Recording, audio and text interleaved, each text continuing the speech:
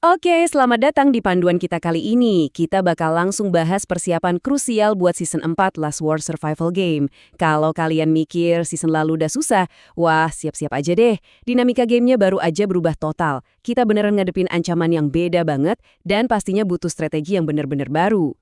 Coba kita mundur sedikit buat ngerti kenapa situasi sekarang jadi kacau balau.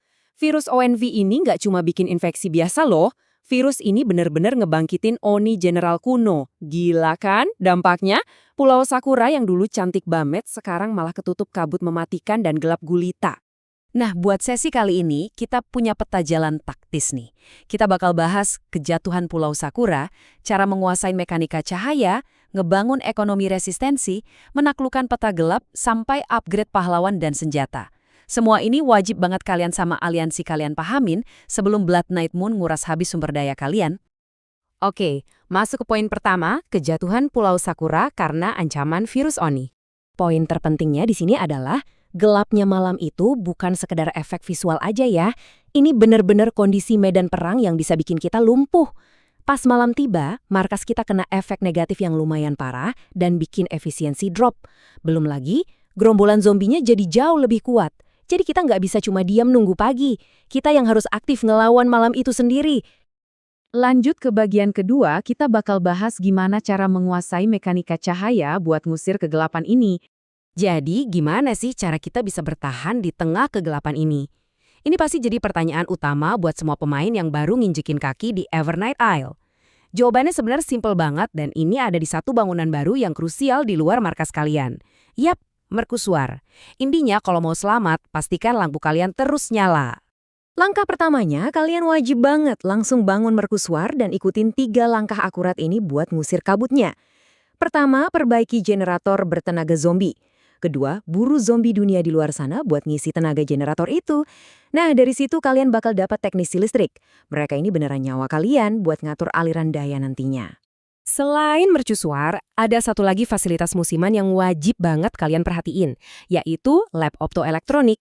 Buat ngedorong mundur si virus Oni, fasilitas ini tuh harga mati. Kalian butuh kuarsa buat upgrade lab ini sampai maksimal di level 35. Fungsinya nggak cuma ningkatin resistensi virus dasar kalian aja, tapi juga nentuin seberapa terang mercusuar kalian bisa nyala, dari level 1 sampai level 4. Sekarang, tolong ingat baik-baik angka ini, 18.000. Kenapa? Karena pas event Blood Night Descent terjadi, konsumsi daya kalian bakal tiba-tiba meledak, naik sebesar 18.000 per menit. Gila kan? Makanya, nyalain fitur auto adjustment alias penyesuaian kecerahan otomatis di panel kontrol mercusuar kalian. Ini benar-benar penyelamat hidup yang bakal cegah cadangan daya kalian ludes, gitu aja. Oke, masuk ke bagian ketiga. Mari kita bedah gimana cara membangun ekonomi resistensi kalian lewat batu, kuarsa, dan tembaga. Nah, siklus ekonomi baru kita tuh begini. Kalian harus rajin farming batu dari monster elite atau doom elite di peta. Batu ini dipakai buat ngebangun dan upgrade bengkel kuarsa. Terus, bengkel-bengkel inilah yang bakal nyetak kuarsa buat nge-upgrade lab optoelektronik kalian tadi. Sederhana sih, tapi siklus ini sangat krusial, jadi jangan sampai rantainya putus ya.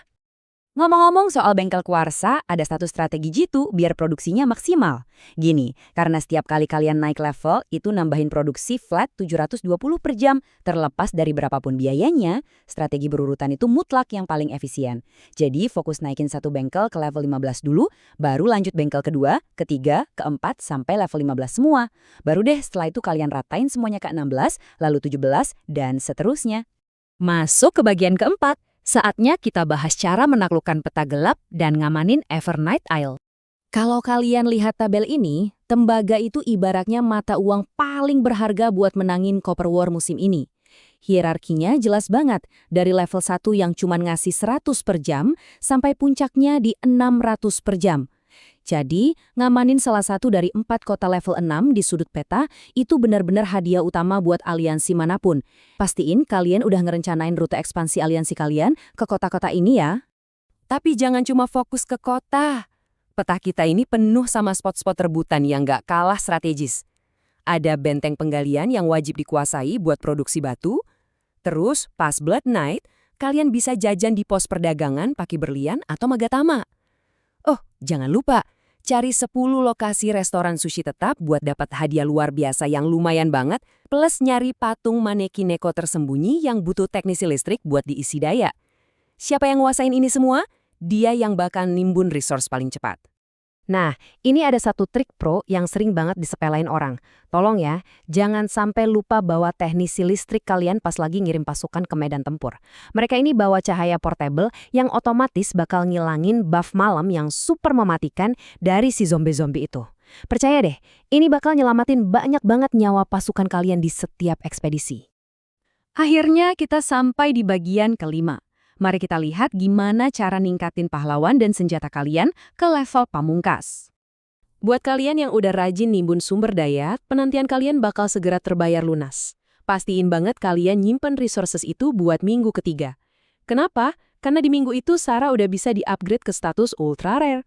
Ini bener-bener bakal jadi game changer raksasa buat squad kalian.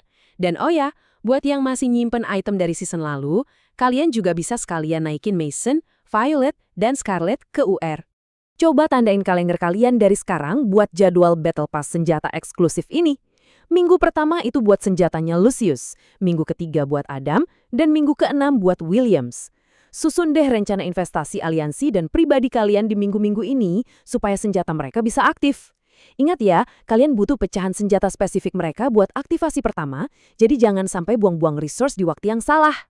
Jadi pertanyaannya sekarang, apa kalian siap jadi yang pertama nyalain Fajar buat ngelawan bulan malam berdarah? Dengan mekanika cahaya yang udah kita pelajarin, siklus ekonomi yang udah optimal, plus persenjataan yang udah disiapin matang, tinggal satu pembuktian lagi. Apa aliansi kalian punya tekad kuat buat ngusir kegelapan ini selamanya? Rencanain dari sekarang, kerja bareng, dan jadilah yang pertama ngebawa pagi kembali ke Pulau Sakura. Makasih udah ngikutin panduan kali ini, dan selamat berjuang Komandan!